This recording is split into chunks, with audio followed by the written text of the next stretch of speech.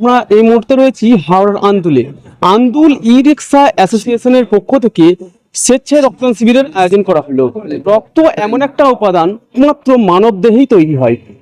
পৃথিবীর কোন রকম কারখানায় এই রক্ত তৈরি হয় না। তাই সে সমস্ত বিষয়বস্তুকে মাথায় রেখে আন্দুল ই রিক্সা অ্যাসোসিয়েশনের পক্ষ থেকে ব্লাড ডোনেশনের আয়োজন করা হলো।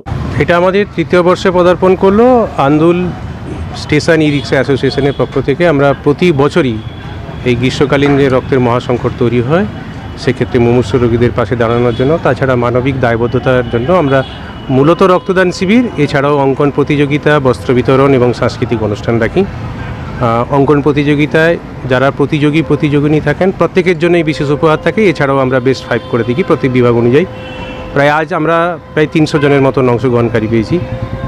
রক্ত সংগ্রহের ক্ষেত্রে আমাদের টার্গেট থাকে 70 থেকে 80 জন। প্রতি বছরই আমরা ফিল আপ করি।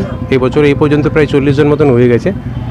এছাড়া আমরা 250 জন মানুষজনের কাছে আমাদের পরিষেবা অর্থাৎ বস্ত্রদানের পরিষেবা আমরা পৌঁছে দেবো। আমরা কৃতার্থ তাদের উপস্থিতির জন্য।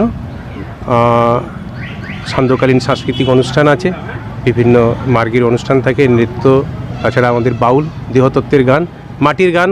মূলত আমরা মানবিকতার দিক থেকে একদম মাটির সঙ্গে থাকতে চাই, সেই উদ্দেশ্যে আমাদের প্রত্যেকটা অনুষ্ঠান কিন্তু তার উপর ভিত্তি। আমরা কৃতজ্ঞ ভারতীয় সেনাবাহিনীর কাছে। আমাদের আলিপুর কমান্ড হসপিটাল থেকে এবারে এসছেন রক্ত সংগ্রহ করার জন্য, এবং এই অনুষ্ঠানের যিনি অন্যতম প্রধান অতিথি ছিলেন তিনি বীরানন্দজি মহারাজ মহাশয়, বাগবাজারের রামকৃষ্ণ মিশন সারদা মঠে সম্মানীয় মহারাজ।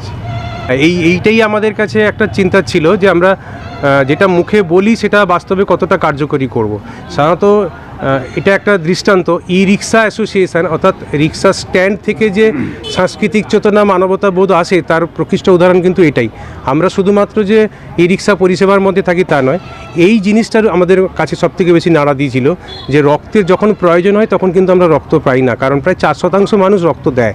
যদি সার্বিকভাবে আমরা সবাই রক্ত দিয়ে থাকি তাহলে এই রক্তের যে মহাসংকটটা তৈরি হয় না। তার জন্য দরকার সচেতনতা বোধ। তার একটা মাধ্যম হলো কিন্তু এই রক্তদান শিবির।